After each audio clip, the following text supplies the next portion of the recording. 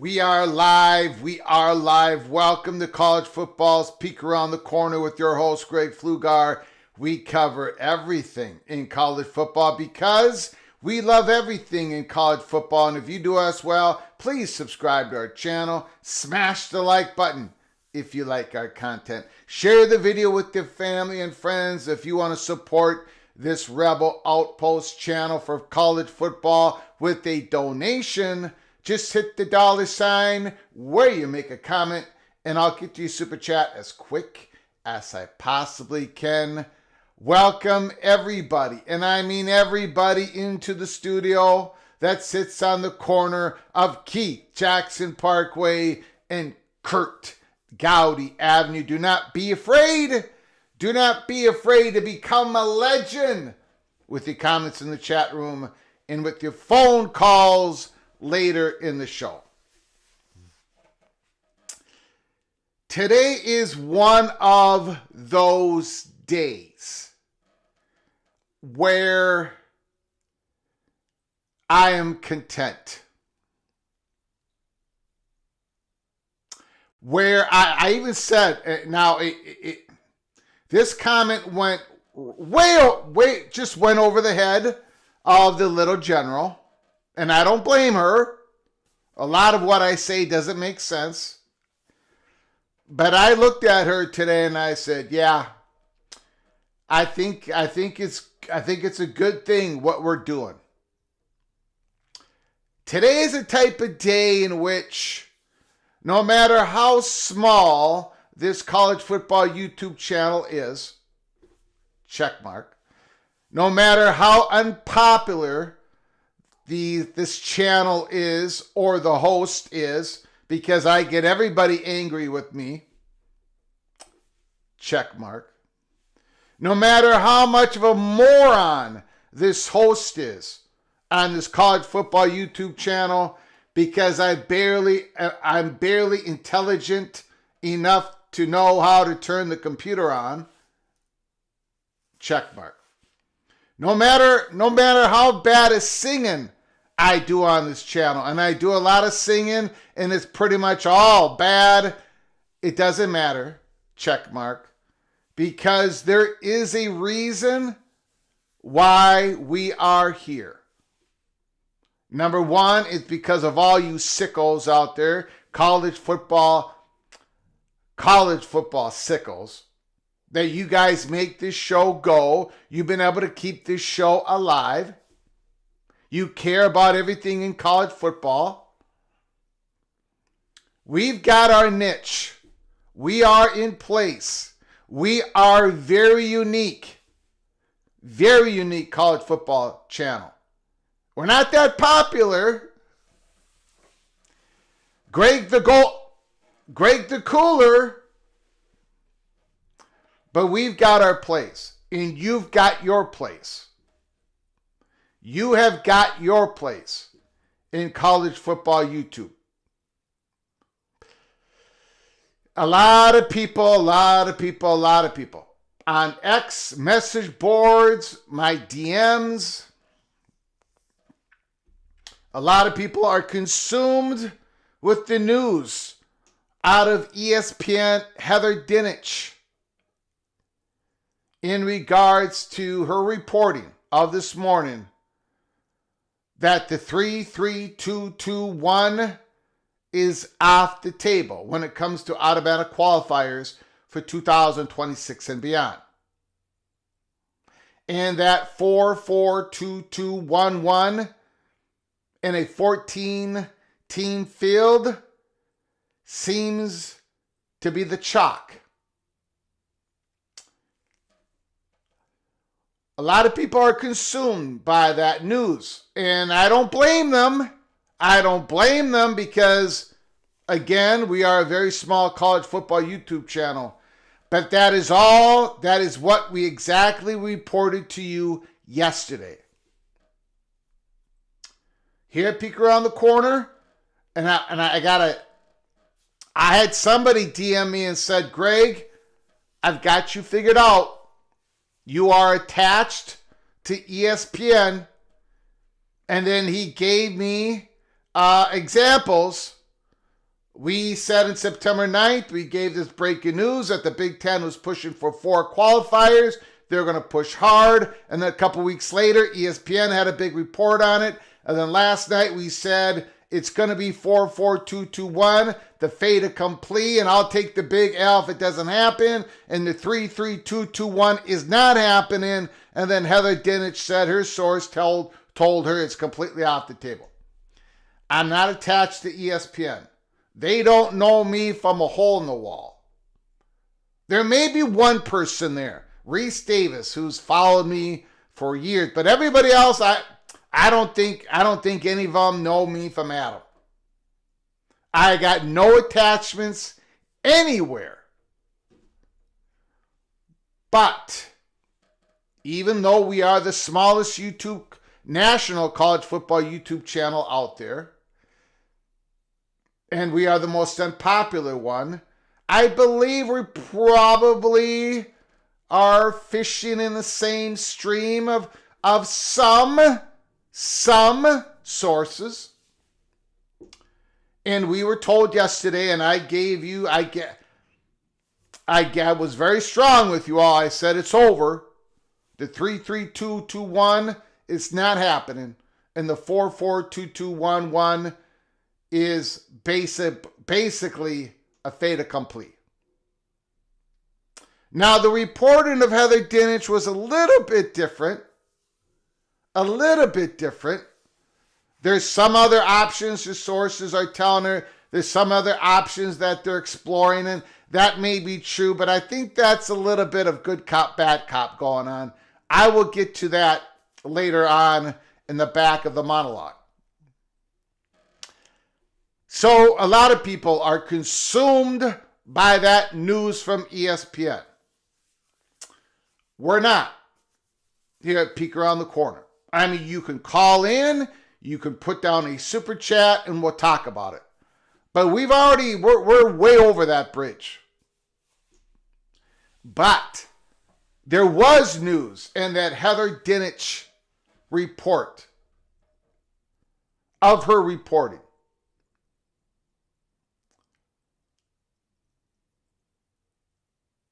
And she said it a while back, and we're going to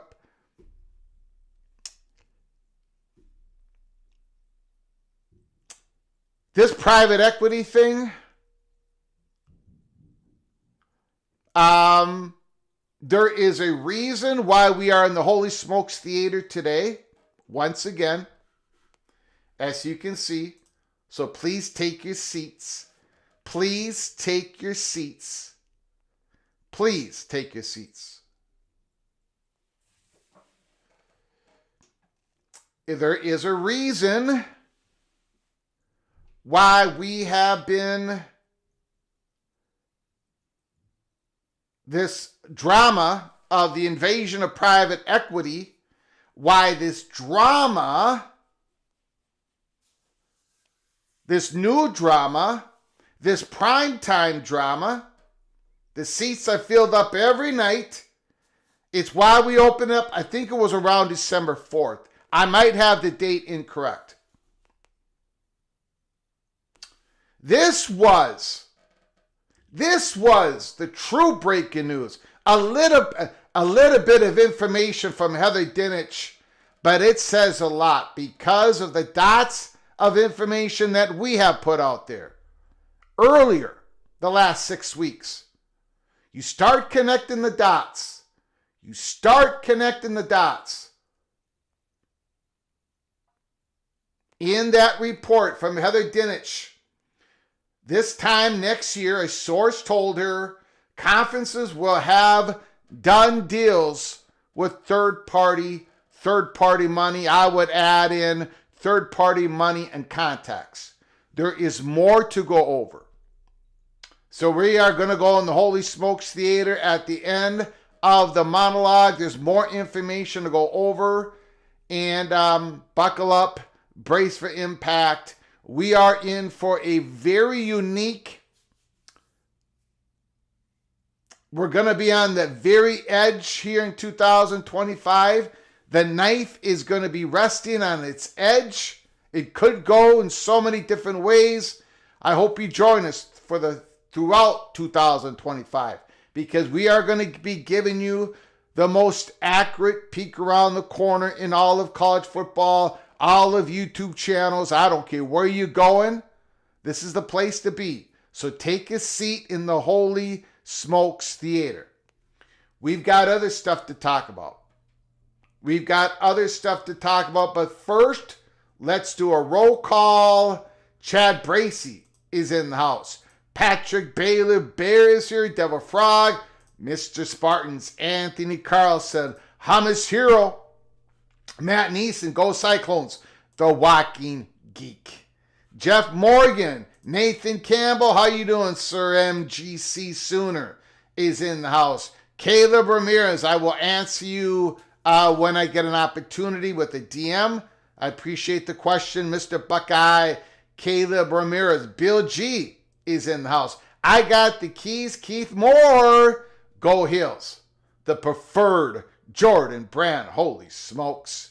Mr. Monkey says Tumasta is in the house. Christopher Shannon. Be afraid.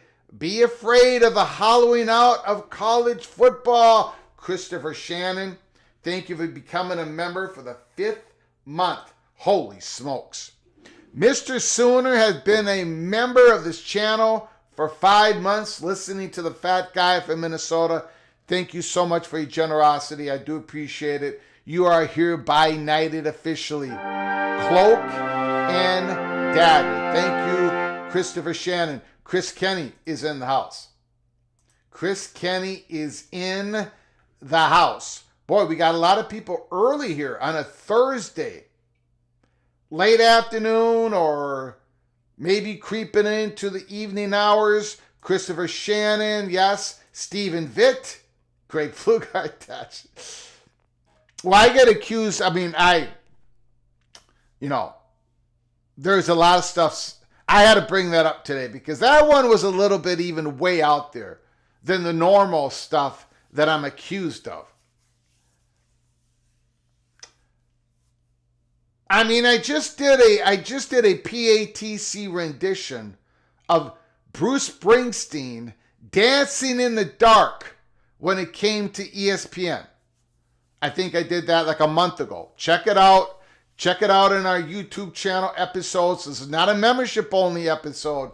No, everybody gets to listen to the horrible voice of the fat guy from Minnesota. I did Dancing in the Dark talking about ESPN. Our rendition of it. Oh boy. Larry the Jam is in the house. Laura Weiss is here. Preston from Greensboro. Thank you for coming on in. Nick Flynn is here. Good question. Good question. We're going to be going over it at some point. Immaculate, his seat is taken. Mr. Hot Guy, Nittany 89 is in the house. Jimmy is here. Thank goodness. Mr. Duck, get your seat, Jimmy. Get your seat. J. Rod is in the house. R. Webb, he is here. MBM, Mr. Oklahoma State Cowboy. Jan Holk, the Architect. Bo Weevil. Did I miss anybody? Jose, ESPN lowballing. Well, that's one of the motivations. One of the motivations of Brett Yormark. You see where he is standing on the right side of the stage, right behind his Big 12 stand, right there. They want leverage when it comes to the next negotiations. They want leverage against possible ESPN lowballing. Al Woody is in the house. Lego Gators. Rock Chalk Jayhawk Vox Quindaro is here. Of all things not be behind a paywall, is your singing? Good grief. Good grief. What a shot. What an absolute shot. I cannot find my... There it is.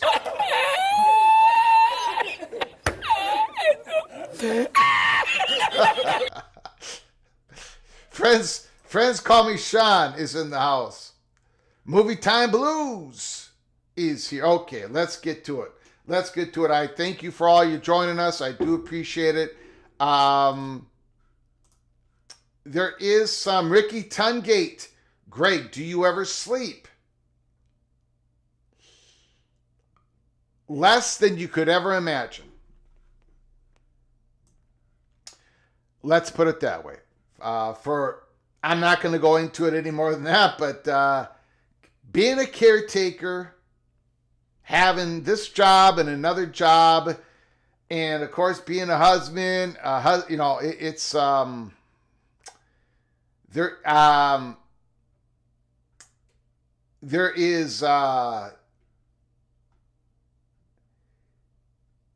there is literally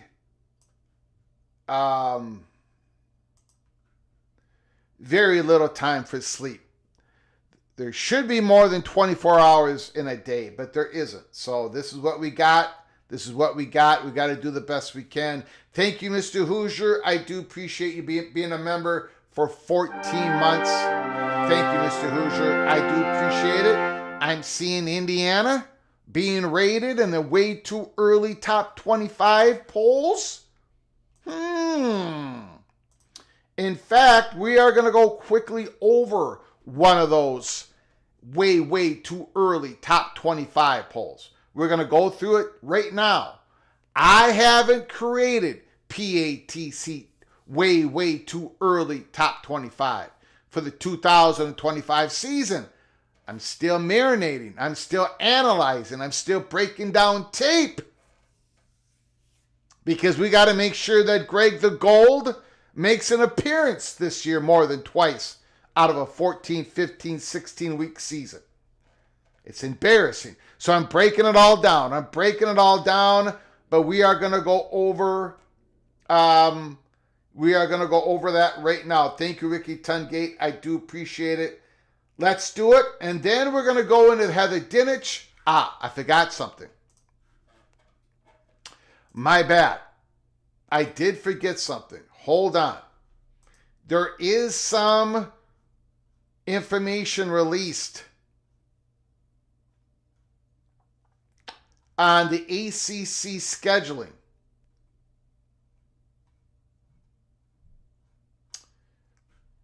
Pat Forte,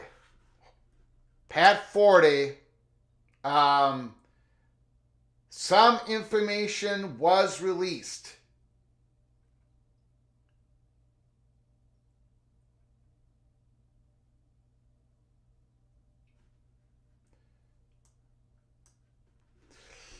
ACC again going hard on Labor Day weekend of 2025. Sunday night, it's going to be Notre Dame at Miami. Monday night, TCU at the Hoodie in Chapel Hill. Sonny Dykes gets caught up in the two most anticipated FBS coaching debuts in recent memory versus Deion Sanders in 2022, Colorado, and versus Belichick here coming up in 2025. Also that weekend, it's going to be LSU at Clemson, Alabama at Florida State, Saturday, Virginia Tech versus South Carolina in Atlanta. That's another Sunday game. Syracuse and Tennessee at Atlanta on Saturday. So there it is. Sunday night, it's going to be the Irish versus the Hurricanes, Horned Frogs, Tar Heels on Monday night at UNC Chapel Hill.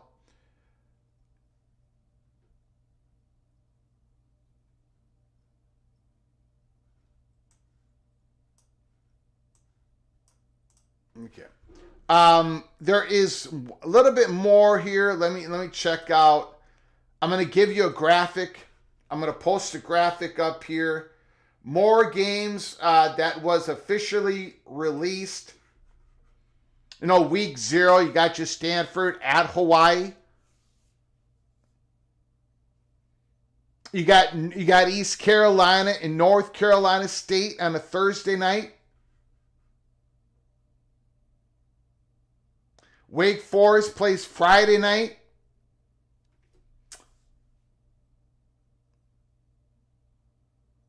Georgia Tech at Colorado, Saturday, August 30th. That's a game we haven't talked about yet. Tulane, Virginia, we haven't discussed that yet on August 30th. Of course, the Syracuse, Tennessee game, Alabama, Florida State, we've talked a lot about LSU, Clemson. Then that Sunday, it's now official, Notre Dame at Miami, Virginia Tech, South Carolina, TCU at North Carolina on Monday. So ACC is loading up their front loading their schedule for 2025. Gonna get hopefully get a good quick start.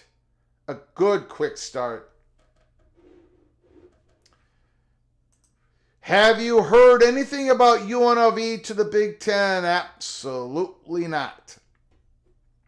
No disrespect to UNLV, but that is not happening. Not happening.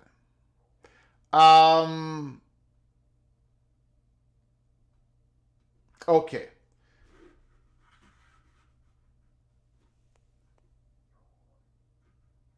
This is pro football. Before we get to Heather Dinich's reporting, and before we take a walk in the Holy Smokes Theater to see what's going on at the center of the stage, this is pro football focused, way too early top 25. We're going to go through it real quick. Texas Longhorns, number 1. And there's a high probability that I'm going to have Texas as number 1 on my way too early. I have not made it official yet, but I'm leaning that way. Edge defender Colin Simmons, cornerback Malik Muhammad, they're back. You remember C.J. Baxter. He was going to be their RB1 this going into the season. It wasn't going to be Wisner or Blue. It was going to be C.J. Baxter. He's coming back next year. And of course, the Arch Manning era begins. Number 2, Oregon Ducks. Dante Moore. He was the number 2 quarterback behind Manning. Remember in that recruiting cycle. Evan Stewart. Sadiq, the beautiful tight end. The Ducks have got some weapons coming back. And of course, they got Hughes, their running back from G6.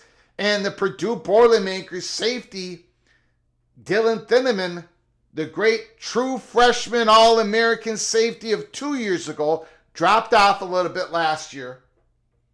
The Ducks are rolling it back. They're number 2. The Buckeyes, number 3. Jeremiah Smith, Caleb Downs, going to be back next year, of course. It's all about the quarterback position. Julian Sayin, he's projected as QB number 1, but he is going to be going through some competition.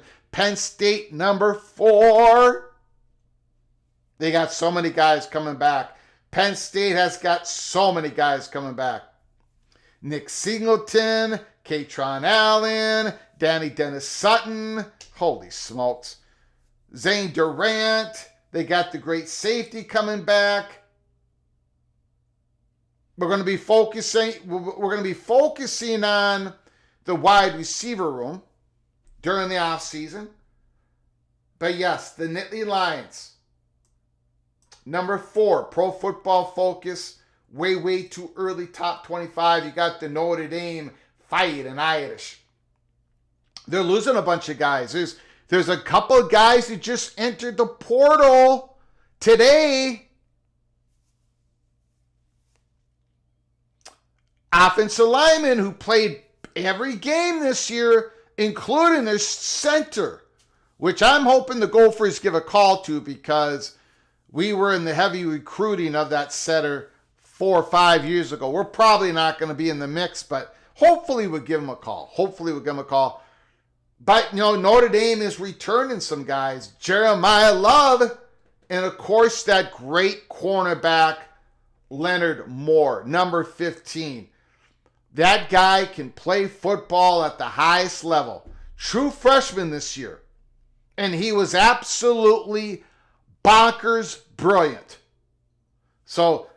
And he was a 3-star, by the way. A true freshman, 3-star. And he was absolutely brilliant.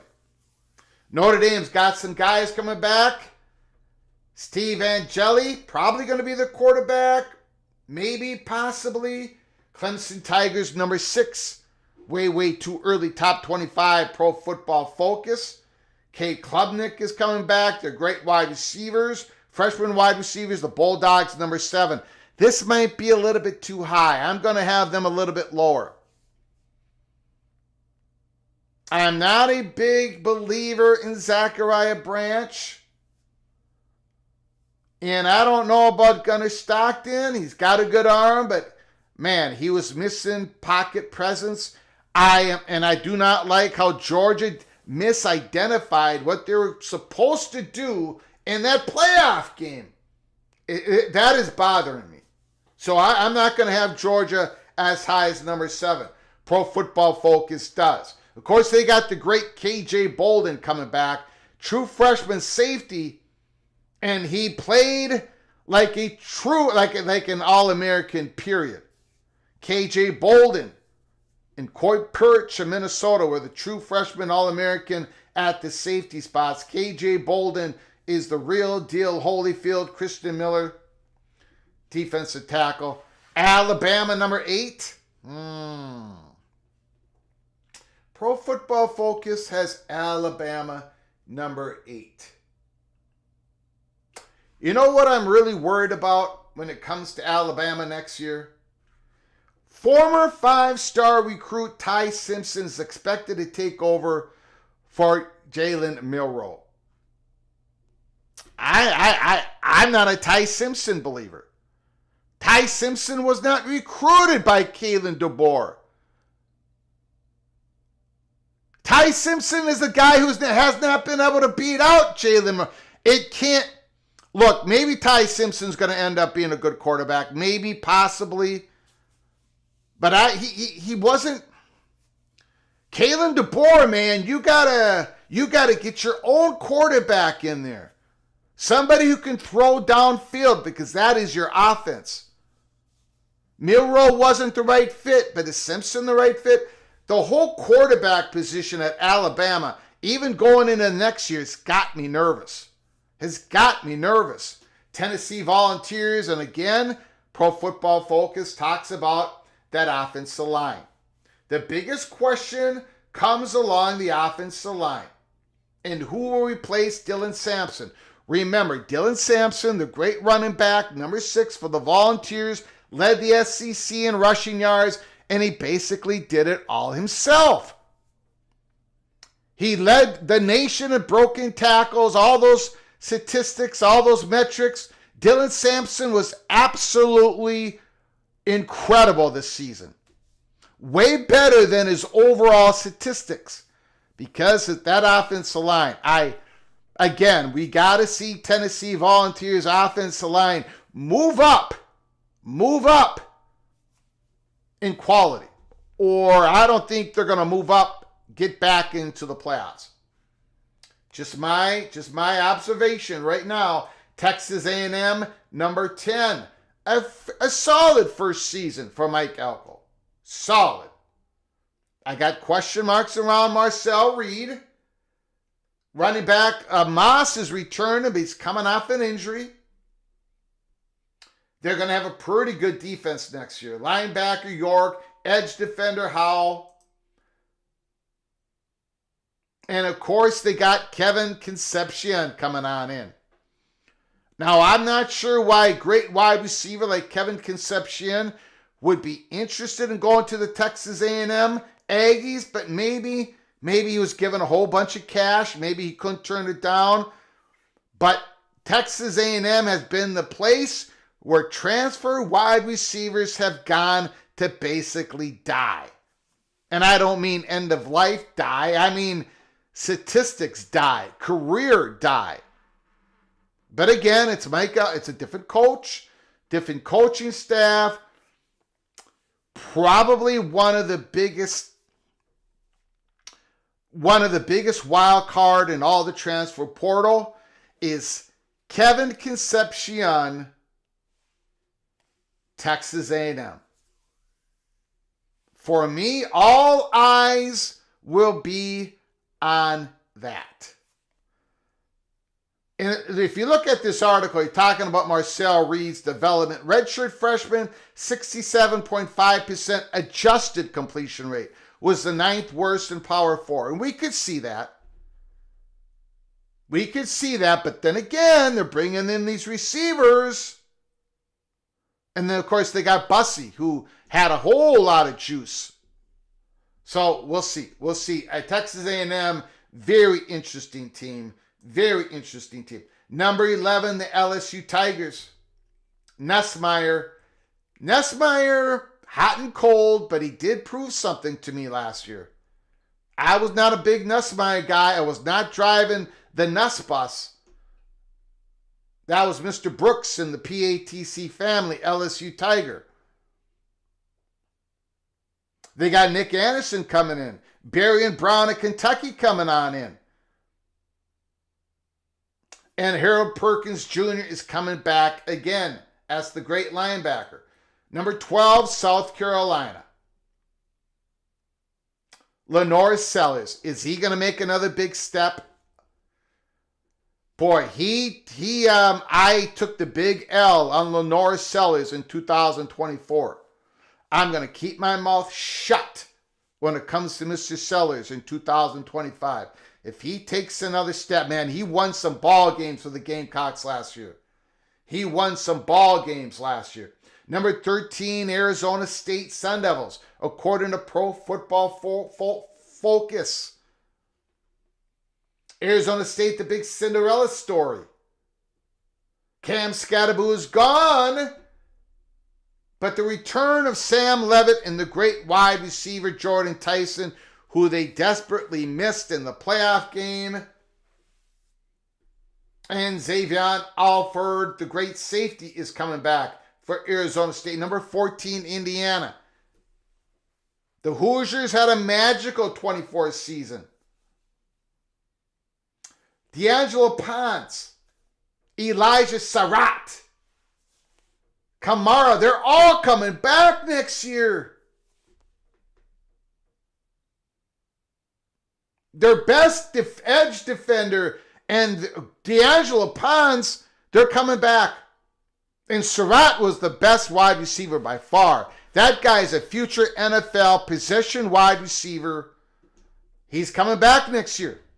And then you got Fernando Mendoza, who I think is absolutely fantastic. So again, woo!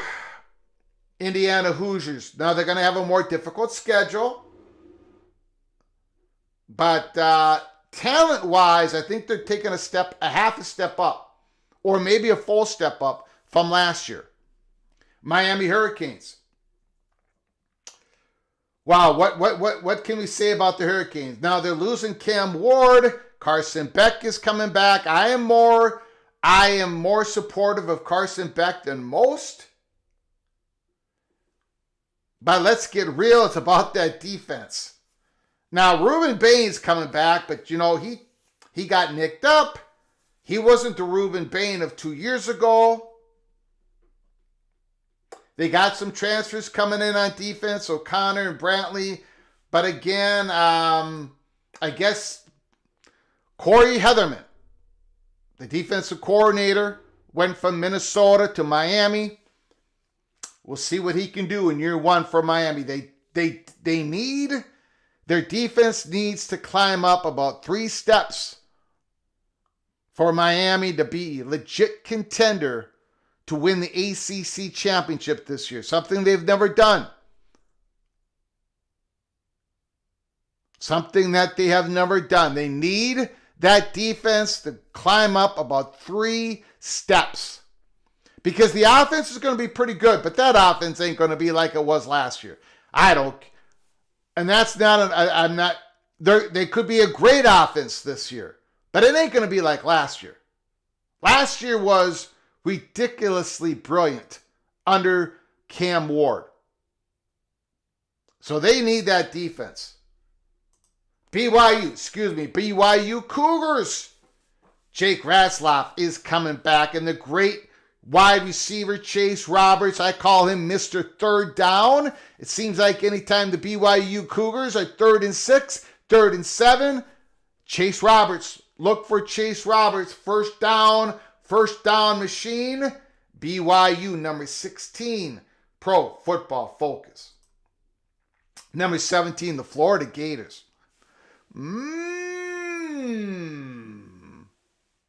Is this the SEC team? Is this the Southeastern Conference team that I'm falling in love with? I will make that more clear in the weeks ahead. Billy Napier has survived. They got some Eugene Wilson coming back. They got their starting center coming back. They've got Sapp coming back. And of course, they got DJ Lagway coming back. Pretty good season for a true freshman. In fact, he is considered over Dylan Raiola. DJ Lagway was the true freshman All-American at the quarterback position. Number 18, SMU. Pro Football Focus has got SMU back in the top 25. Kevin Jennings, 9th among all FBS signal callers this past season. 85.0 passing grade. First season as a starter. Kevin Jennings, can he make another step up? Ole Miss, number 19, Lane Kiffin. soft Ole Miss. They can't be so soft. Pro Football Focus is not giving the Rebels a whole lot of respect here at number 19. Most way too early polls have Ole Miss higher than 19. I got to agree. With Pro Football Focus. They're going to be welcoming 23 new players. Redshirt sophomore Austin Simmons takes over at quarterback after 80 snaps. Too many question marks. Too many question marks for me to have Ole Miss any higher. Louisville, number 20. The Jeff Brom era has gotten off to a terrific start. Cardinals are 19-8 in 2 seasons. And he's going to have Miller Moss. And by the way, I think the Miller Moss and Jeff Brom marriage is going to be pretty damn good. Jeff Brom, I think, is the right dude to be the head coach of Miller Moss. And I think Miller Moss is the correct dude to be the quarterback of a Jeff Brom offense. Because Jeff Brom offense is this. We do not expect you to run. We do not expect you to be a mobile quarterback. We expect you to make the right decision, a quick decision, because we're going to be sending out one more guy than the defenders can defend. We are going to send out everybody. Our running backs, we utilize everybody. And of course, Louisville has that great running back coming back next year.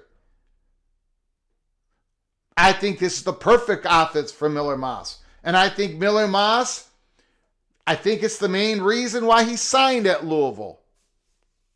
I think this is going to give people a good, clear understanding of the talents of Miller Moss, and I think his NFL stock grade is going to shoot straight up after playing in 2025 for Louisville.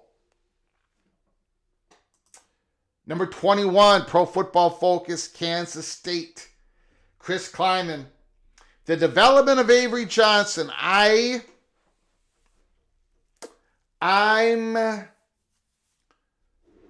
not as high on Avery Johnson going into 25 as I was into 24.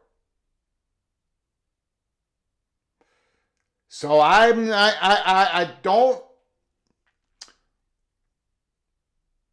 not sure about the Wildcats this year. You know, I predicted the Wildcats to win the Big 12 last year. And I cannot have them. I'm not going to have them near the top of the Big 12 this year. I'm not going to have them in the top 25. Now, I think they're one of those programs, and Chris Kleiman is a hell of a coach. Great development of talent, so Kansas State probably is going to prove me wrong. But among other Big 12 teams, I think Kansas State might slide just a bit. This article is Pro Football Focus. Way too early, top 25 that came out today. Missouri Tigers, number 22. Posted back-to-back double-digit wins for the first time in a decade. And they've got the quarterback, Bo Pribula. Now, and of course, Ahmad Hardy. We cannot forget about running back Ahmad Hardy, who came from G5. Spectacular. He was a true freshman All-American at the running back position, Mr. Hardy. Don't forget about that addition. But Bo Pribula, you know, at the beginning of the season, it might be he hasn't faced enough live action. But Pribula is an athlete. I think he's an absolute freak. I think his ceiling is extremely high. But we'll see early on what his floor is for the 2025 season. But I'm excited to see Bo at Mizzou, playing some football. Number 23, the Iowa State Cyclones. And again, I would have Iowa State ahead of Kansas State. I would have BYU's ahead of Kansas State. I would have a few more. They're losing Higgins and Knoll, the wide receivers, but they're still going to have Rocco Beck. And on defense, they've got some dudes coming back. Matt Campbell's coming back. Iowa State at number 23. I'm going to have them a little bit higher. I truly believe. Auburn Tigers, number 24. And I got to tell you, this does not surprise me. It does not surprise me. Auburn has endured 4 straight losing seasons. Cam Coleman coming back. Caleb Harris coming back. Jay Crawford, Falk, and they got Eric Singleton Jr. You can do a lot with Eric Singleton Jr. You can do a lot with that guy. Remember the Georgia Tech wide receiver, Eric Singleton? He gets jet sweeps. He can do a little crossing pattern. You give him the ball at the bubble screen. He can make guys miss. Eric Singleton along with Cam Coleman. Hello. And of course, the transfer quarterback, Jackson Arnold. Throwing to Coleman. Throwing the ball to Singleton. Jackson Arnold, this is your time now. This is your time. You really did not have a wide receiver room to speak of last year at Oklahoma.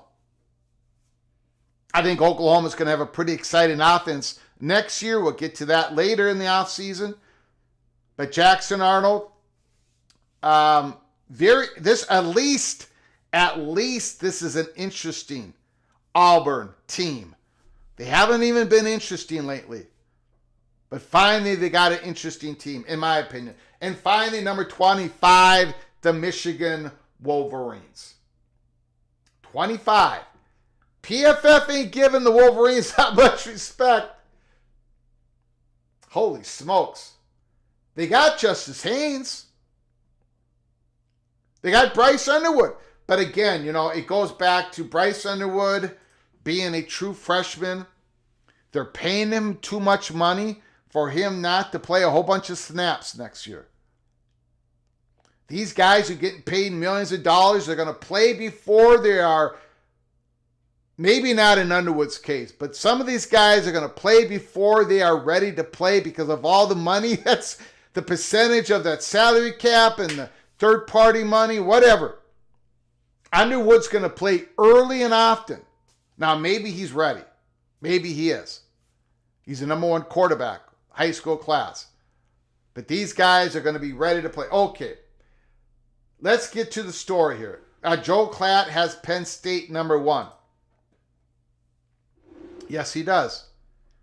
And I got Penn State way up there. But I haven't made my way too early. Top 25 officially yet. Expedition Greg. Go Buckeyes. Thanks for everything you do. Thank you, Expedition Greg. Being a member for 14 months. Holy smokes. Thank you so much, Expedition Greg. You are hereby officially knighted cloak and dagger. Cloak and dagger. Give me one moment. And we are going to walk in to the Holy Smokes Theater. Greg, will you comment on the JFK, RFK declassification? My only comment is I've always understood that most of it's already out. And that the information that is coming out, I think I have read, I don't know if it's accurate, but the information that's coming out that has not been out already has a lot to do with names of involved in the investigation of foreign people living internationally, that their names have been kept under wraps for a lot of reasons at the request of maybe other countries. I don't know. But I don't know how much more we're going to learn, to be honest. But, it's good that it's come out. I think it's good, but I don't think we're going to learn much more. Maybe I'm wrong. Daniel Gygax, West Virginia not being ranked. I want a recount. Gygax. He wants to. I don't blame him. I don't blame him. I might have West Virginia. Well, we'll see. We'll see. It's going to be a pretty big transition going on. There is a big transition going on at West Virginia. Okay, before we go on the Holy Smokes Theater, because that is what we're going to do next, let me fix something here real quick. Give me a moment. We have gone through so far in our monologue on Thursday, January 23rd, we've gone through the release of Week 1 ACC games. So if you missed it, you can go back into the live show back at the start, and we went through the release of Week 1 ACC conference games. We also just went through Pro Football Focus way too early top 25 rankings. I agreed with some, disagreed with others. They've got Texas number 1. I think I might agree with that. We shall see. But put down your comments and thoughts. If you are with us here during that part of the monologue, let me know what you're thinking. Let me know the changes. Let me know if your school, your team, was disrespected by not being listed in the top 25 or being too low in the top 25. I think Louisville might be a little too low.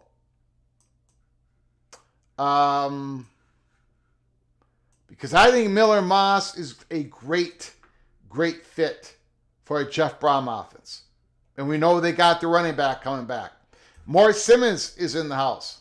Thanks for coming on in. I think people are overlooking Tech, the Red Raiders, and Baylor. Either way, this will be the last season at Penn State for Koltonicki.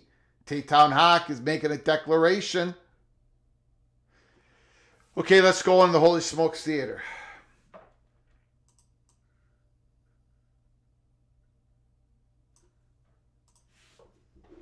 Heather Dinich, ESPN, did some reporting this morning.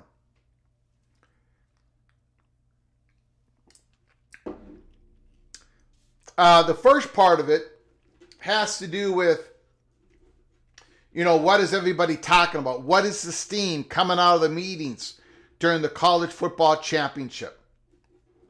Remember, they were all going to meet. Heather Dinich, ESPN, talking to the sources. And the first part of this reporting has to do with the automatic qualifier spots. Pretty much everything that Heather Dinich says in this report, we reported to you yesterday. But it's the back end of this article that I want to dig into. Atlanta, as bits of red and white tissue paper exploded from confetti cannons into the air Monday night in the celebration of the Buckeyes winning the inaugural 12-team college football playoff, Big Ten Commissioner Tony Petitti and Notre Dame Athletic Director Pete Bavacqua had the unique position of participating in the historic event from positions of playoff power. Both men have seats on the CFP's management committee, which includes all 10 FBS commissioners and Bavacqua. And both were at Sunday's 90-minute board meeting to begin a review of the pros and cons of the expanded bracket. Again, Heather Dinich, ESPN, as we walk into the Holy Smokes Theater. The future of the playoff was only one topic, though, that created buzz throughout the industry in Atlanta. There are some rising stars at Ohio State and Notre Dame, as both immediately turn their attention to returning to the playoffs in 25, Indiana coach Kirk Cignetti, though, would like a word, and he'll get one here. So will the ACC commissioner, who might have hinted how he feels about automatic qualifiers in the playoff. Here's what people were talking about in the hallways and lobbies during the course of the 4 days in the epicenter of college football. Playoff play-in games? Play-in games? Following hours of meetings with presidents, chancellors, and commissioners on Sunday, ACC Commissioner Jim Phillips told a small group of reporters his league would discuss giving the regular season champion a bye, and then the teams that finished second and third in the league standings would play in the ACC title game, the play-in game, for that second automatic berth, ladies and gentlemen. As we said yesterday, the ACC and the Big 12 are already planning for this 4-4-2-2-1-1. He said another possibility is having the top 4 teams play on the final week in the regular season. Number 1 versus 4, number 2 versus 3, with the winners playing in the following Saturday for the ACC title, in which both of those teams, win or lose, would get the automatic 2 spots to go to the playoffs. The quiet part out loud is Phillips is conceding that part of the impetus of thinking about something like that is the automatic qualifiers for the playoffs starting in 2026. There's no reason to make a significant change in the ACC title game, or any others for that matter, if the league's number 2 team isn't guaranteed a playoff bid. If the ACC and the Big 12 each could get 2 guaranteed teams in a 14-team field, it's likely that the SEC and the Big 10 would push for 4 teams each. Leaders within the Big 10 have long discussed the automatic qualifiers, determining on the field who gets them and how. In other words, the Big 10 has had deep talks about if they get 4 automatic qualifiers, what is the best way to determine who are the 4 automatic qualifiers. Not just for who's going to, perform the best in the playoffs to represent your conference, but how to create the most value you can in your regular season. Before anyone, including the Power 4 conferences, determine how to produce the best playoff teams, though, the commissioners first need to decide what the playoff will look like in 2026 and beyond. Sources said the 3-3-2-2 model, 3 Big 10, 3 SEC, 2 ACC, 2 Big 12, had been taken off the table. That is exactly what we reported yesterday during our live show. I said that's gone. The Big 10 and the SEC, which have the bulk of control over the future playoff format, will continue these discussions at a joint meeting in February 19th. Phillips isn't alone in his belief that the conference champions need to continue to be honored in the next iteration of the playoff. Whether that comes in the form of the first round bye or just guaranteed access remains a question.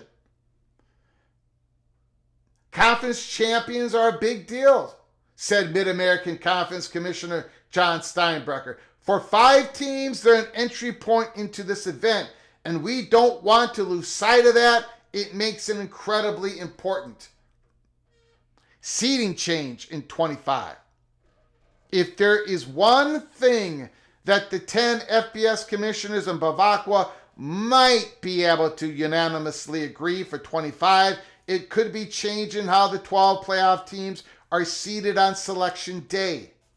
The most feedback surrounding the 12-team format was about the seeding, which gave the Big 10 and the SEC champs a more difficult path through the back bracket than their runner-ups. It also allowed for the lower-ranked teams, such as Arizona State and the Big 12 champion, the Big 12 champion, and earn a first-round bye over higher-ranked playoff participants. We had good intentions for doing things the way we did things, one FBS commissioner said. But when you actually have real-life examples and see how they pan out, we may need to look at that. To make any changes for the next season, though, the 10 FBS commissioners in Bavacqua have to unanimously agree on them. They met in Atlanta but tabled the media discussions until the February 25 meeting in Dallas. Circle the date, February 25. They will also discuss giving the committee's top 4 teams the first round bye instead of the conference champions, something that had been at least publicly divisive and that one source said could be the one of the many politically interesting conversations we'll have. The SEC and the Big Ten to hold meeting. Sources said leaders from the SEC and the Big Ten will meet for a day in New Orleans to discuss the future CFP format and the overall NCAA governance. Ultimately, the alliance just keeps getting stronger, one athletic director said. The alliance between the SEC and the Big Ten. We've got so many like minds in that room. We've got to figure out now that we've already had one meeting and a lot has happened between then and now, how to figure out the next steps to stabilize things. And we have some real initiatives coming out of there that can help us move towards July 1st. Athletic directors in both conferences have expressed a desire to their respective commissioners to push for 4 automatic qualifiers. So now it's both. It's just not the Big Ten, it's both. And as we reported yesterday, this is a fait accompli. This is going to happen. If it doesn't, we will take a big L here at Peek Around the Corner. Well, we have been told this is a done deal. Even though this report is a little bit different. We're going to get into that right now.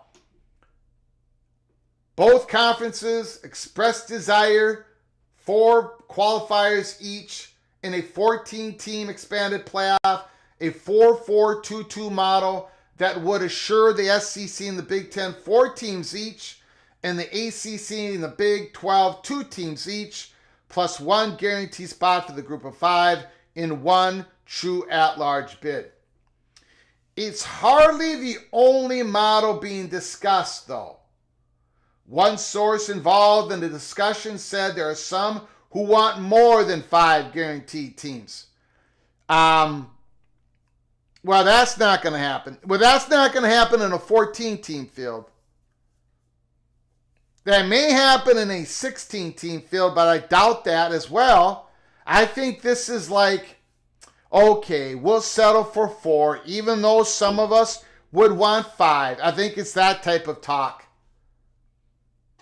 I really do. I think it's that type of talk. And another option is more of a risk-reward formula that would have fewer than 4 teams each. But make no mistake about it, the heavy chalk is 4-4-2-2-1. The conversations are still fluid, but the idea is to give Petiti and Sankey some of the most preferred options as they head into the college football playoff meetings a few days later. So what they're going to do is they're going to meet an advisory February 19th, and then they're going to meet with everybody else on February 25th.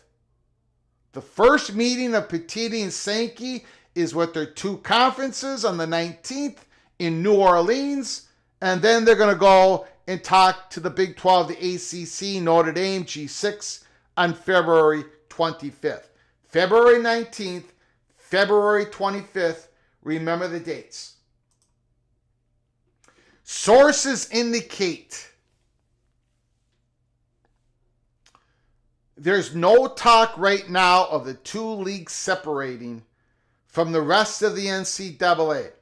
But at the same time, the leagues are looking for a balance between autonomy to do what they want and working together with the rest of the NCAA members. It's kind of a tough needle to thread, one person said. And I said this before. A lot of people are looking at this and they're saying, whoa, there is no news here on this part. The two leagues separating from everybody else doesn't really become a possible reality until later in this playoff contract. Once in a while they leak it. Once in a while they say something. The press takes it. They run with it. It's their leverage game. But in reality, and I said this, it could happen at some point. It very well could happen. Where the Big Ten and SEC separates from everybody.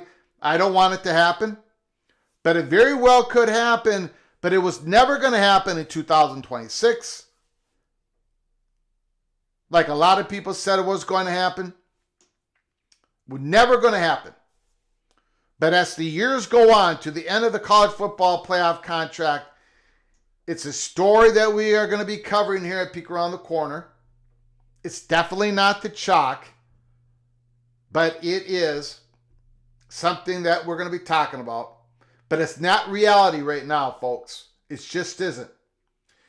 And now we finally get to the point of private equity. Private equity.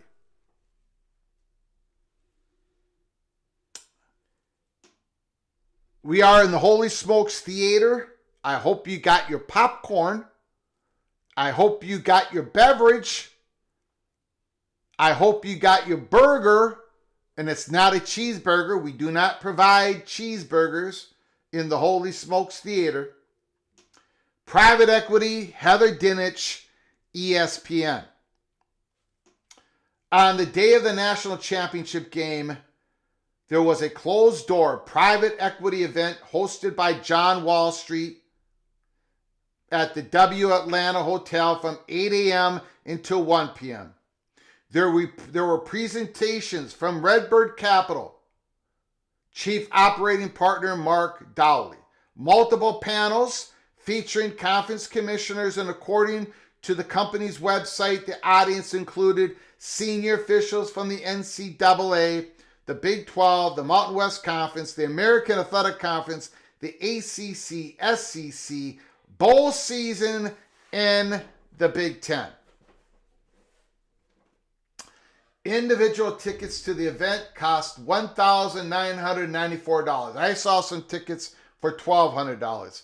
But regardless, almost $2,000 a smack, and included a complimentary report on the opportunities and challenges for college athletic programs around private capital. And finally, in this article, one source who attended the meeting said it was more informative and educational than a directive on what to do or not to do. And ladies and gentlemen, that type of meeting is going to be happening in early spring, as we reported a few weeks ago. Early spring. Keep your head on a swivel. This was not that type of meeting. And then the PATC money shot of this article and this whole monologue. And yet, ... I certainly believe that by this time next year, source telling Heather Dinich, ESPN, I certainly believe by this time next year, there will be conferences that will have done deals. Maybe they're private equity focused. Maybe there's a different model, an industry source said. But there's not a chance in hell another year is going to go by with someone not tapping in to some kind of third-party money.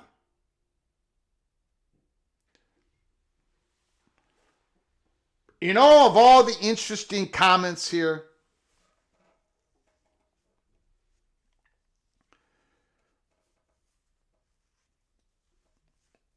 it's the very start of it. It's the quote, wait, right here. I certainly believe by this time next year, there will be conferences that will have done deals. Maybe they're private equity focused. Maybe there's a different model. Conference deals. That there will be conferences, plural, that will have done deals.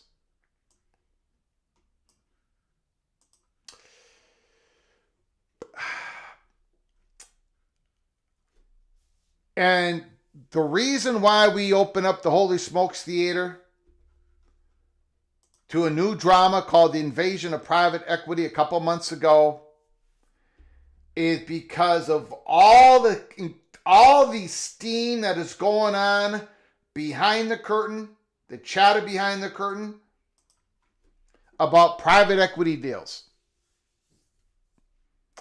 We talked about how some of these deals could come in at a school level. Some of them could come in at a conference level. Some of them could come in theory, as a Super League level. But we don't think that's plausible at this time anyways. And there has been, and we've announced this before, we talk about a different model when it comes to private equity or third-party money contacts coming in to single institutions. We've talked about how there's been private investors getting together, knocking on athletic directors' doors and say, look, we'll give you the upfront cash, we'll give you some money, but let us run, and then ABC. Let us run your merch. Let us run your tickets. Let us run your whatever it is. Your signage, in-stadium signage, whatever it is. Whatever this group says, we can do this better for you. We can make it happen. We can make you some money in return. We're going to make some money and then we're going to get out. But it's the conference level is where the action truly is. Brett Yormark has been working on this, and the ACC wants to work on this, or at least some particular schools in the ACC, some of the more important schools in the ACC. They want to have the same options as the Big 12 when it comes to doing a conference deal. That is why we have Brett Yormark on the right side and Bubba Cunningham on the left. We've also got Clemson, Florida State. And then there's a reason why Kansas is here. Maybe not for the same reason as others. And of course, Colorado.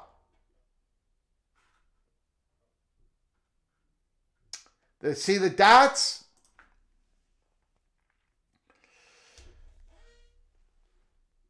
The Big 12 is truly at the power conference level. Brett Yormark is truly the straw that is stirring the drink on private equity. And the ACC, their actions here, their actions are an attempt to try to have the same options as Brett Yormark. They're behind the Big 12 on this. I mean, private equity, whatever you want to call it, you have two schools suing the conference and the conference suing two schools. Private equity is looking like, well, what if Florida State gets What if we do a deal with you all and Florida State gets a judgment ruled in their favor 8 months from now that is shocking, that gets them out of the gore in 27 or whatever it is, or there's a lower payout or whatever. It's not going to happen, but private equity has to take all this into account. The ACC is not in the same position as the Big 12 to talk, to negotiate, to hammer out, to look forward. And that's driving the North Carolina Tar Heels insane. And that is why we have the picture that we do in the Holy Smokes Theater. So back to the ACC. Because of the emergence of this outside money trying to get in, because of the emergence of the Big 12 is the straw that is stirring the drink on this. The leverage that Florida State and Clemson have by being in the courts with the ACC, by sort of being the wrench that is caught in the wheel. Florida State and Clemson have more, they've got more leverage than I think they've ever thought. Because even just being in the courts battling the ACC, this is starting to have major effect in the ACC. The ACC's had a series of meetings. They're going to have more meetings. Phillips is talking about it in public. They had one that was behind some cloak just the other week. They're trying to get a deal done. Phillips is talking about more revenue when it comes to the playing game and all that. We just went through all that. Probably talking about a ninth conference game. Most definitely talking about having ACC games in non-traditional days on the calendar. Loading up on that Monday, Labor Day Monday. Trying to squeeze out a little bit more value for the ESPN so they can have a little bit more money. They're most definitely having discussions with Florida State and Clemson to try to compromise, to try to get over this hurdle, because they want to have the same position as the Big 12 in having the option of pulling the trigger on a conference level private equity deal. And why is that? Why is that so important? I'm going to tell you why. Again, a source telling ESPN, and the sources have been telling us here at Peek Around the Corner, I certainly believe by this time next year, there will be conferences that will have done deals. I've heard a lot of people. No, I am no expert on private equity. I have been told why Brett Yormark is pushing for this, a conference-wide deal. I've expressed it before. I'm going to express it again because I've heard a lot of people a lot smarter than me on YouTube channels, college football YouTube channels, saying, well, I don't think that private equity is going to find a home in college sports. It doesn't seem to work. Or they say that money is not needed. Schools can get money at a very low cost, very low bond, very low interest. Schools don't need private equity for that. True. But that's not the reason why Brett Yormark is trying to bring in private equity. Brett Yormark is looking towards the future. That next media rights negotiation. He wants to have a relationship with a private equity that has relationships with big streaming giants. For just one example. That's the largest, but that's not the only example. Brett Yormark wants to have a foot in the old guard. He wants to have a foot in the new guard. He wants to have that relationship with ESPN and Fox, but he also doesn't want to be the Pac-12 of 4 or 5 years from now, where the Pac-12 did not set up for any of this. Brett Yormark wants to be able to go in, when he goes into the next media deal, he's going to go into an exclusive window with Fox and ESPN. Fox and ESPN are going to look at the Big 12's evaluation. They're going to give them a number. And Brett Yormark wants to be able to say, is that all? Because I think I can do something better. And then when ESPN says back to Brett Yormark, well, you go ahead and roll that dice, and then Brett Yormark can say what Jim Delaney said back in 2012, consider those dice rolled. He wants to have a relationship, a commitment from a big private equity firm that has connections, that is interested in the Big 12 making more money so they can make more money, and then they can get out of the Big 12 if they need to, if they want to, if both parties want to. So Brett Yormark would have leverage in a media rights negotiations. He also would probably have a better, at least what we're being told, a better leverage, a better connection with big old sponsors, because those sponsors have connections with that private equity firm. So private equity is telling Brett Yormark, yeah, we're going to get a little bit of your action. Yep, that's what happens. We're going to get a little bit of your money. We're going to get some. We're going to make money. That's what we do here. But we're going to make you money as well. Because we're going to bring in a streaming giant. We're going to bring in you new signage, new sponsorships. We're going to bring you in wireless, for Verizon Wireless. We have these connections.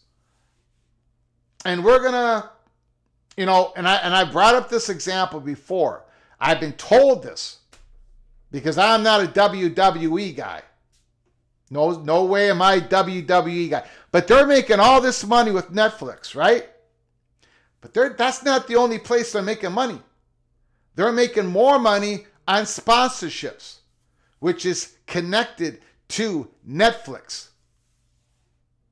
That is what Big 12 is also looking at. So it's not just about the upfront money that private equity is going to give a conference. That is going to help the bridge. That's going to help the Big 12 get over to the next negotiations. But it's about the contacts. Just like the NBA franchises using private equity. It's not about the cash, it's about the connections. It might be a little bit about the cash when it comes to some quick facility improvements and all that, but it's about the connections. Now, Brett Yormark is a smart dude, right? New York, right? All that private capital firms up there talking to people, wheeling and dealing. Brett Yormark knows the NBA landscape. He knows that private equity is perceived as a big success in the NBA franchises, the ones who've let private equity come in. We know that NFL franchises can now sell up to 10% of their franchise to a private equity company because of the contacts. Brett Yormark is a smart dude. This is the primary reason why he's looking at UConn. Because possibly, maybe, wink, wink, hint, hint, some of those deals make it a little bit better if UConn is attached. I don't know. Maybe, possibly. But Brett Yormark's not the only smart dude. He's not the only smart dude. As we are sitting in the Holy Smokes Theater watching this play out, he's not the only smart dude. There's a lot of smart dudes, a lot of smart ladies in the ACC. They know, this is no secret, they know what Brett Yormark is cooking up.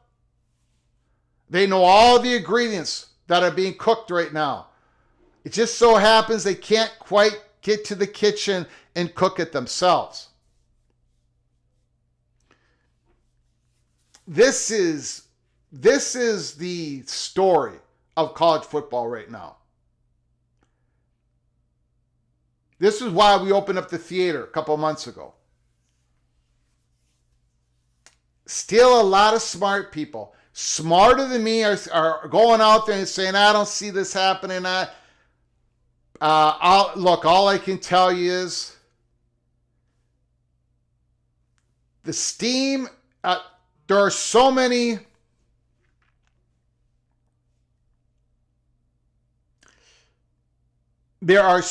scenarios out there. And I think you might be asking, well, why aren't there more reporters talking about this? Why is this just Heather Dinich on this? You may be getting a little bit later on, next week, whatever. There's a couple big reasons. Number one, nobody can wrap their arms around this. These reporters can only report something that they can wrap their arms around. Here at Peek Around the Corner, we give you a little bit of a peek, and we're like, we don't know how this is going to go, blah, blah. But these reporters want to be able to put their arms around it. Plus, a lot of this information is embargoed, where they can't say anything. There's a lot of NDAs flying around out there, not with this Wall Street meeting, but other meetings. And we know there's NDAs out there because we've run up against it. Also, there's just so many stories out there. Rumors. Let's say rumors. So, they don't want to put out rumors. I don't want to put out anything that doesn't have legit steam to it. So I'm being very cautious. If you notice in this John Wall Street meeting, or whatever you want to call it, presentation, you notice the Big Ten was there. You notice the SEC was there.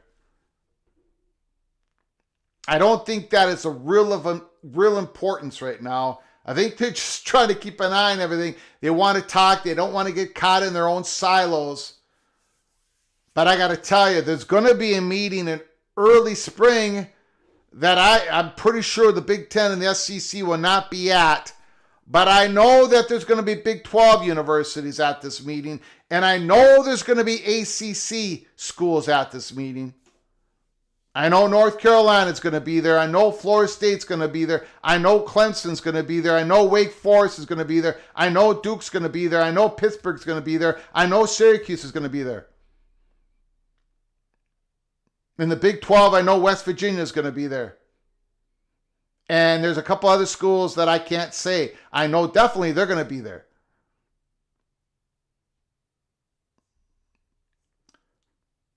So keep your head on a swivel. There is going to be a very important meeting early spring on private equity that is going to be more directive. In other words, they're going to lay out an agenda through the calendar year. But before we get to your phone lines,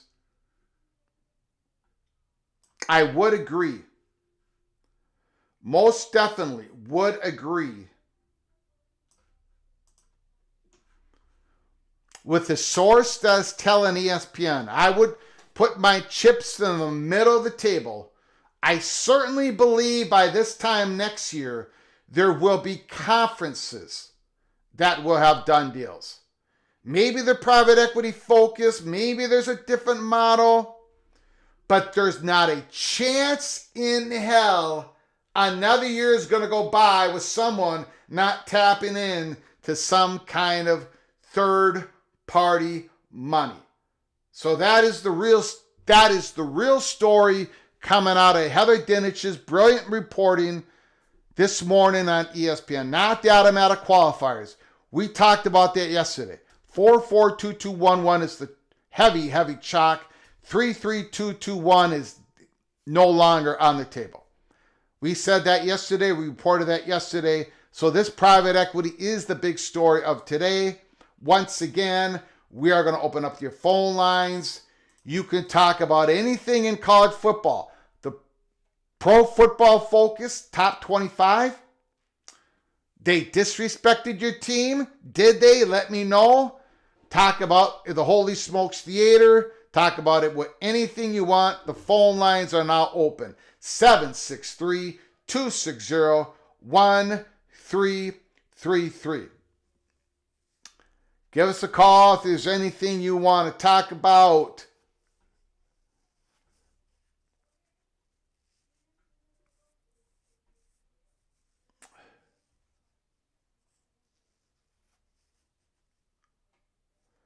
Coos Corner is in the house. Holy smokes. Coos Corner is in the house. Oh my God! Daniel Gygax has already put out there that he's looking for an investigation on or a recount. He's looking for a recount on a Pro Football Focus for not having West Virginia in the top 25. I want to know why Flugar was all cryptic about the Jayhawk in the Holy Smokes Theater. Coos Corner, just my assumption, KU is on board with private equity along with Colorado. Ryan Willie. Private equity is signing a deal with the devil. I understand a lot of people agree with you, Ryan Willie, and that may end up being the case. But for right now, when it comes to at least professional sport franchises, they like that devil that they're signing with because they are getting benefits out of it. Thank you, Ryan Willie. Thank you for the super chat. Appreciate it so very much. Call from Chris Kenny.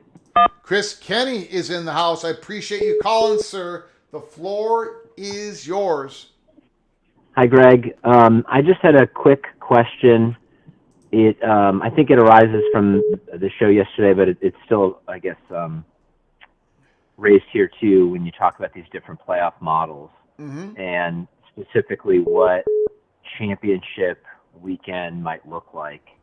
I get it with what the ACC and maybe the Big 12 are kicking around. If you only get 2 bids, you get it. It's kind of like, your regular season champ gets an auto bid, and there's a tournament champ, and I know leagues have talked about doing that with an expanded NCAA tournament for basketball too. But I don't get what would it look like if the Big Ten and the SEC get 4? Like what are you thinking it would look like under with that many bids at stake? Well, I think there's two different models with that. One is you would play 1 versus 2, right? Championship game. And the winner and the loser are going to both get a playoff spot. First of all, let me back up for a second. When we're talking about automatic qualifiers and all this is going to fold into total deregulation of how a conference determines their champion. Okay? So these conferences are going to have the power to determine who their baseball conference champion is. There's not going to be all these rules and regulations tied in. So you can be unique from another conference and how you determine all this. I think there's 2 different models for I'm just going to use the Big Ten, for example. Or you could use the SEC. Where the number 1 and the number 2 team play in the championship game. The winner and the loser both get 2 spots. And then you have 3 versus 6, 4 versus 5, 2 other play-in games. So you have 3 play-in games throughout the day being played on Fox, CBS, NBC, whatever. And those 3 games all have importance, more revenue coming in. And so that's one model. The other model is to have whoever finished first in the standings, you declare them, and Jim Phillips has sort of said this as well for the ACC. But for the Big Ten and the SEC, you would declare them the conference champion. Number 1. And they don't play on that championship weekend. You can have a celebration midfield at halftime or whatever. You can have some sort of trophy ceremony. They're your champion. And then you would have 2 versus 7, 3 versus 6, 4 versus 5 to determine your other 3 teams that make the playoffs. And I think, and I talked about this, and if you watched the show yesterday, I think this is what the Big Ten and the SEC want to try to have their more of their games and conference schedule be more valuable. So now teams are going for that 4th spot, that 5th spot, that 6th spot, so they can get into a play-in game so they can still get to the tournament. Does that answer your question? It does. So you think even for a 4-bid league like the Big Ten or the SEC, that it's likely, to what degree, I don't know, but likely that they would do something like the ACC would do, where, like in this case, Oregon wouldn't have played on championship weekend, but Penn State plays, whoever the 7th best team was in the league, Minnesota or something like that? Well, unfortunately, Minnesota was not the 7th best team. I think we were the. Well, who was? Huh? Who was? Rutgers? I don't remember. It's all a tragedy. Okay, yeah, you blacked out. Okay. I think we were 8 or something, or 9. Okay. We were the top half, so 8 or 9. That's not saying a lot. So last year it would have been possibly Oregon. Yeah, Penn State versus number 7. I think Indiana was number 3. I think Ohio State was 4. Yeah. So yeah. I mean, look, I'm a Northwestern fan, so I think that defining a championship down is good for me. You might be in the same boat, but all things being equal, as a fan of just the sport, I think that latter suggestion is kind of dumb. Like, number 1 should play number 2, and you should have a real championship game like we've always had. And it probably positions the winner for a first-round bye if you're going to have first-round byes with a 14-team playoff. I think giving somebody the day off and having the second-best team potentially get upset by, like, the 7th best team, which in the Big Ten could be a 7. That could be a 7-5 team going to the playoff. Like, I just think that's dumb. Like, it's different in basketball when you have 68 teams, and it really doesn't matter if a team that, like, NC State last year that wouldn't have gotten in, if they didn't win, they'll play their way in. I mean, there's some compelling drama there, but they had to win a lot of games to get in. You just have one fluky Saturday and a 7-5 team is in, and all of a sudden a team that, the Big Ten was top-heavy this year. What if the 5th best team gets left out and they're not really that much different than the 3rd or 4th? I think that's kind of a lousy outcome, that they would stay home and have to go to, like, the Citrus Bowl or something. A couple things. One is, I agree. I would have a hard time believing that the network wants your number 1 team not to be playing on a championship weekend, first of all. Yeah, exactly. So exactly. I think the favorite on this would be 1 and 2 play each other for a real conference champion. Both get an automatic spot, right? And then you got 3 versus 6, 4 versus 5. And then the thought of the 3rd place team losing, they still might grab that 1 at large bid, right? The 3rd place team in the SEC or the 3rd place team in the Big Ten, they might have another bite of the apple. If they're 11-1 team, you know what I'm saying? Like, Well, would they though? If the Irish are finishing the top 14, don't they get that spot automatically? Then Notre Dame would get it. But yeah, I don't know. I don't like either of these, but I guess I would take 1 versus 2 and then do down from there. So that's all my comment. Thanks, Greg. You got it. Appreciate it. Bye. Beautiful call. I hear what he's saying.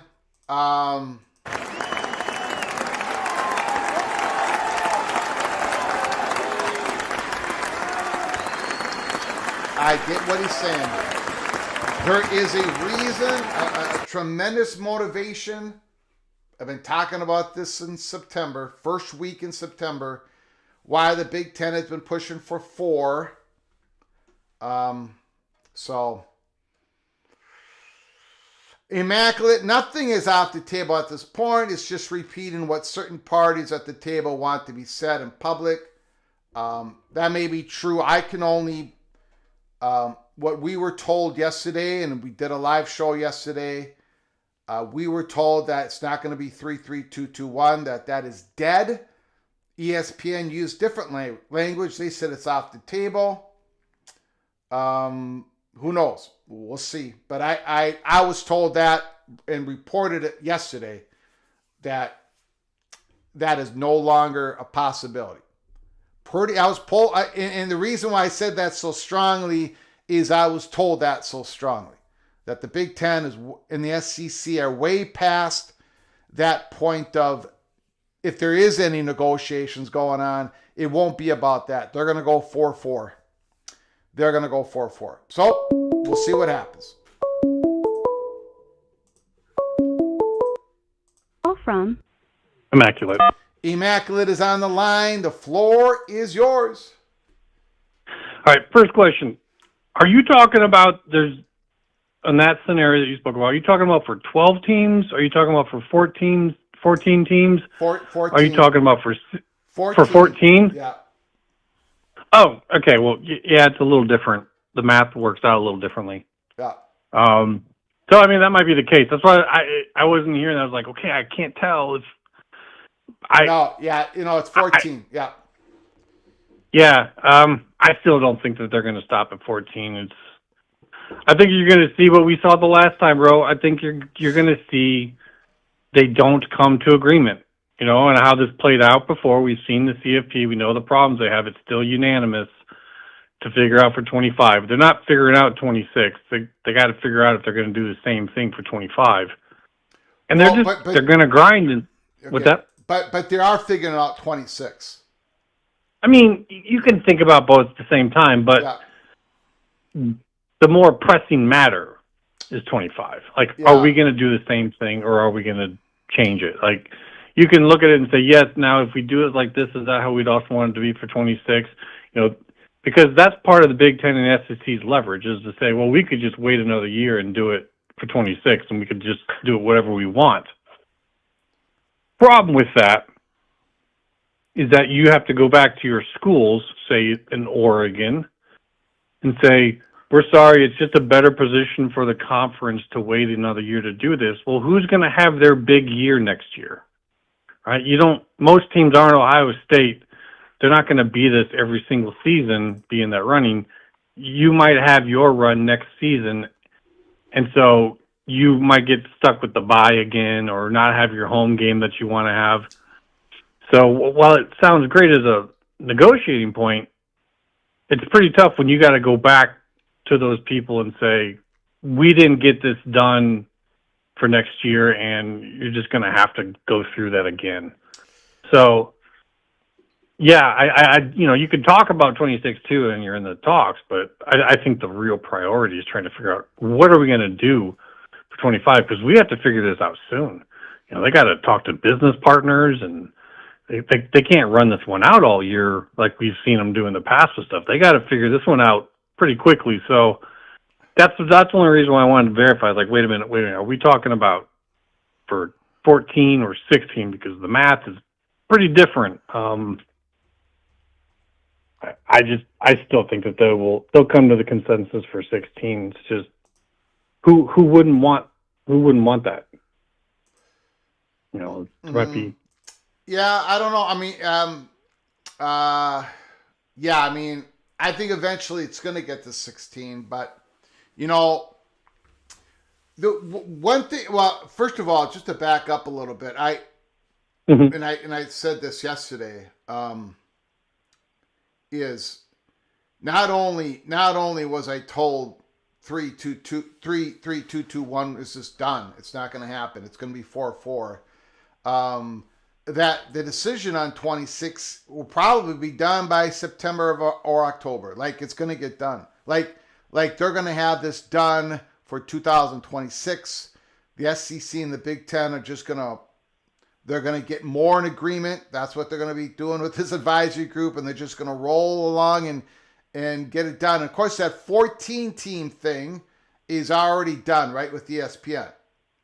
So going to 16 would be a lot more work. And so I think we're going to get to 16 someday, right?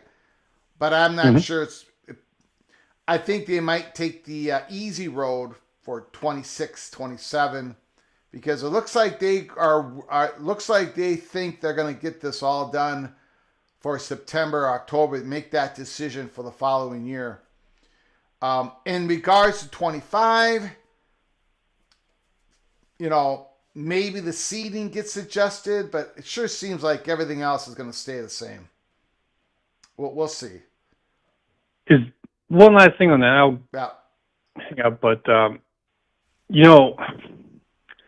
just to kind of say the same thing over again, we don't really know that this thing is going to exist in 26. I know, everyone's like, well, they got contracts. Yes. And when LOCs fail and collapse, the members are not held responsible for those contracts. And what we have been told very recently is, the autonomy board is going to get empowered, and they have plans to look and create their own tournaments and whatnot. And that's who this is.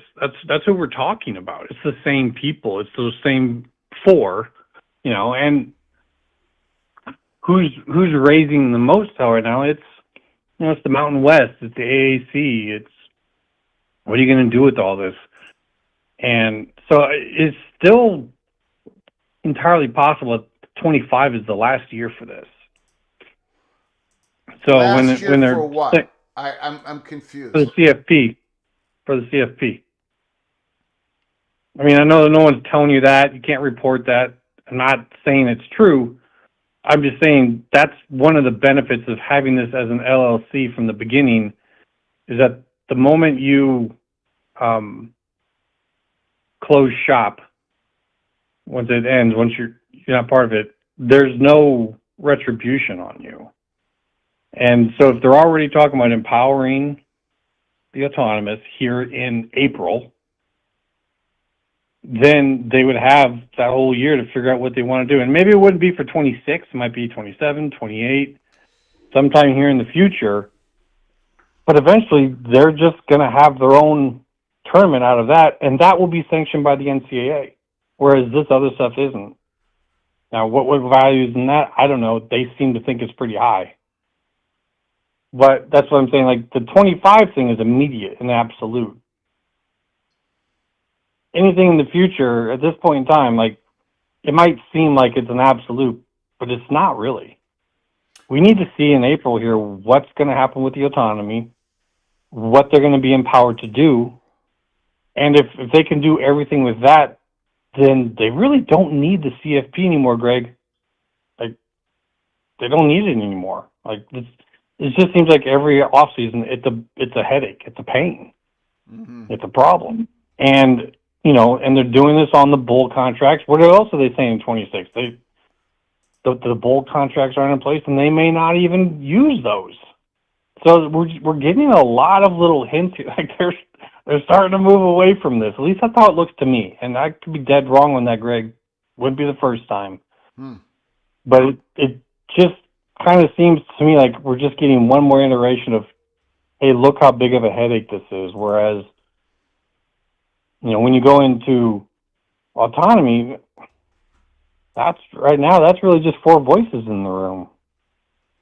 I mean, I know some folks in the room aren't going to like hearing that, but that's the reality of it. Is like they'll make it; it'll be NCAA sanctioned, and they won't be held to just dealing with ESPN, because ESPN holds the bowl contracts. So when they start talking about not doing this with the bowls, that's basically what they're saying, is that it's not guaranteed to all go to ESPN. Does that make sense? I mean, there is, I get what you're saying. I mean, there is a CFP contract, though. There is a contract, but that's with the LLC. The members of an LLC, if that LLC goes under or something happens to it, you cannot bring legal suit against them for debts of the LLC. That's why when I saw this was an LLC from the beginning, I'm like, that leaves you some openings at the end of this thing, because, I mean, is it going to last forever? No, it's not going to last forever. They created the stopgap the very same year that they created the autonomy conferences, when they didn't get the ability to do everything they wanted to do. And it wasn't exactly right in line there. It's kind of the 2012 situation caused them to need to do something different. But this is all kind of happening in parallel. Mm-hmm. The autonomous thing, using CFP while they couldn't do anything with the autonomy board at the time, doing it as an LLC, so it's like an actual company that, once that company shuts down, whatever money is there, yeah, folks who had contracts with it could seek that out, but once that money gets distributed, you'll lose out on, because, the payments come to it a little later, which is by ESPN, is by design, because they know that this is the case. They have to know this is the case, that once that LLC folds, you can't get anything. So they're paying them like delayed payments, so that way if it folds, all right, well, you're not getting these payments. So that's something that'll have to be negotiated whenever this happens. But as long as ESPN gets a good deal on whatever they create in the future, they might actually approve of it. We'll see. But that's my only thing is, we don't really know how long this thing is going to last. That's all. All righty. If I hear anything like that, I will, I will report it. Like, I do believe you on that. I do. And, unless I'm told I can't say anything, but, what I'm saying. I haven't heard anything, but, okay, I do appreciate We're just getting into it. We're just getting into this. There's going to have to be a whole lot more frustration before they're willing to come out and talk publicly like that. Okay. All right, man. All Good right, talking to you, man. Thanks for clarifying. You got it, buddy. Appreciate it. Mr. Hot Guy.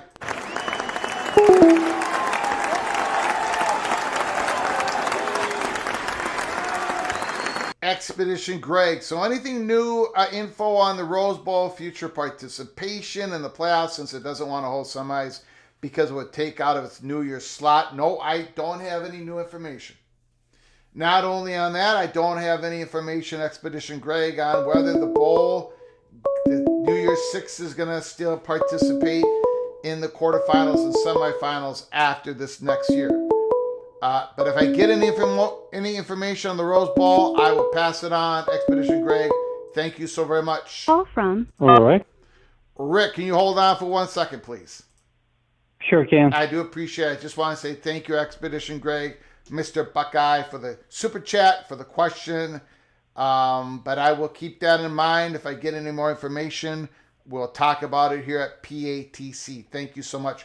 Rick, thank you for your patience. The floor is yours. Yeah, I just wanted to throw a hypothetical at you, if I could. You bet. Sankey and Petiti get together on February 19th. Yes, sir. Yep. And let's say they agree, the two of them agree, this is what we're going to do next week. And they come in the following week, and they say, here's the deal, here's the offer.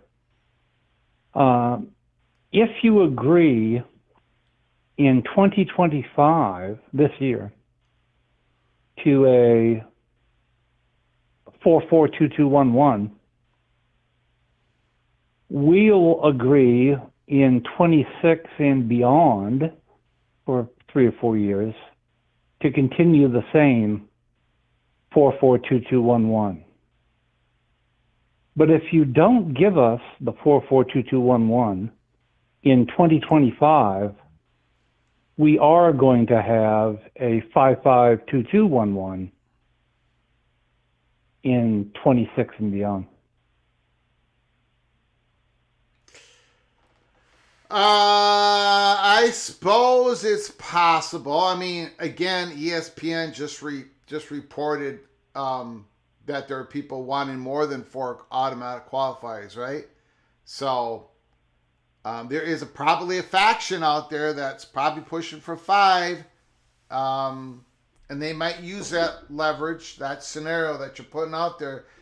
I definitely don't think it's the chalk from what I've heard. I think this is a 4-4-2-2-1-1, pretty much a fait accompli. That's what I was told. A fait accompli for 26. Yeah. I'm proposing it for 25. Well, you can't have it for 25. You need everybody. You're talking about getting everyone a consensus to change it for 25. And if they don't, then it'll be a 5-5, 2-2-1-1, 16 team from 26 and beyond. But if you agree to it in 2025, we'll continue the 14 team 4-4-2-2-1-1. Yeah. Well, No, what do you do I if get it. you're? I get it. I guess. Well, what it's do you do? What do you? My hypothetical to you is, what do you do if you're the ACC or the Big 12 and Sankey and Patizzi propose that to you? I don't know what I would do, to be honest. Okay. I'd probably hit the bar first. There you go. Atta boy. Yeah. That's all I got. That's all I got. All Later. right. Appreciate it, Rick. Great call once again, sir.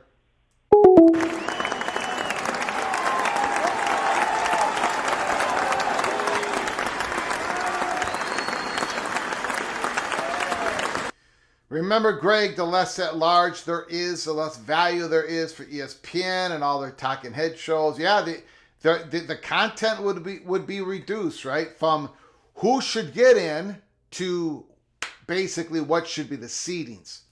That is true. Very true.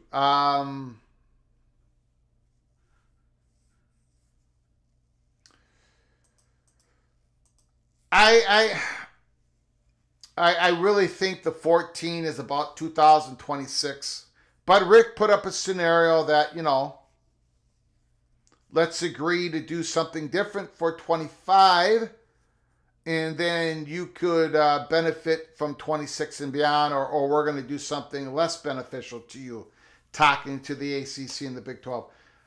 But again, we're going down rabbit holes here, which is good because that's what we do here in the chat room after the monologue. But I just to keep everything on an even beam here, we're looking at highly probable 14 team playoff for 26.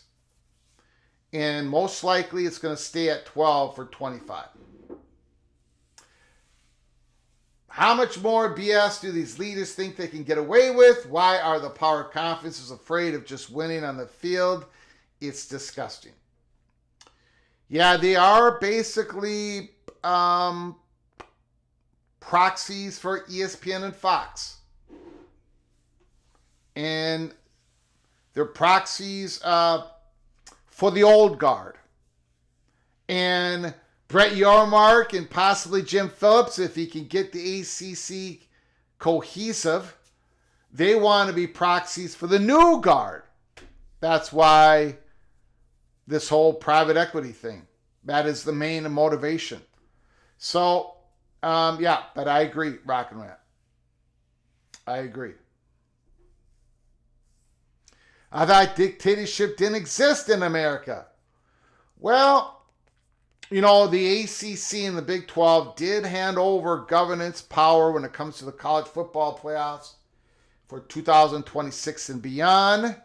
But of course, they were being led to the gulag when, the demands made on them saying, look, if you do not agree, if you do not sign away, we'll walk away. Now, I don't think that the threat of the threat of the Big Ten and the SEC walking away in 29, 30, 31 is going to be many times more powerful than it was last year, the year before, this year, next year. The real leverage comes in 4 or 5 years from now. The reason why Brett Yormark wants the ACC, a lot of leaders in the ACC want to get private equity strategic partnership. That's what they want. They want a strategic partnership outside of the clause of the ESPN and Fox and their proxies, Big Ten and SEC. That is the big cloak and dagger stuff that's going on. It is at the highest level we've ever seen it.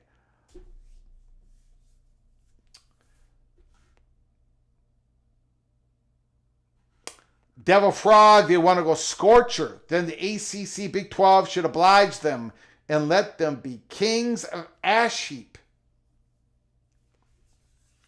Stephen Vitt, Ohio Bobcat. I stand by my words. Wins or losses matter. B2, break away and tell us your 7-5 or 8-4 team can win the tournament and say they're the best. Take your automatic qualifiers with you. Don Scruggs, what's going on?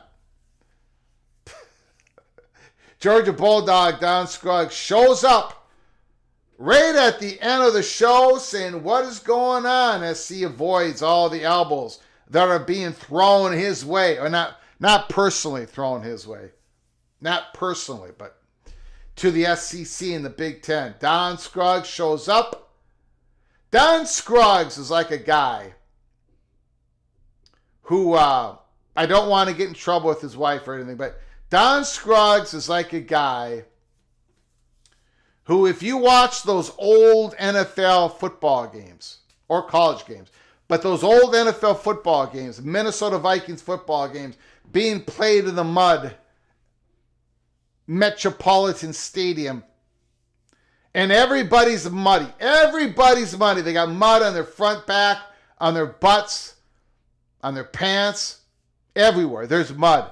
But there is Ahmad Rashad. Ahmad Rashad, number 28 for the Minnesota Vikings. Always with a nice, clean white jersey. If he gets a little mud on it, he takes it off as quick as he can. Don Scruggs is like Ahmad Rashad and the field goal kicker, Fred Cox. Making sure you have the cleanest uniform when you come in and out of the chat room, because he avoids all the elbows that are being thrown throughout. I don't know where I'm going with that. Don Scruggs, thanks for coming on in. Georgia Bulldogs, appreciate it.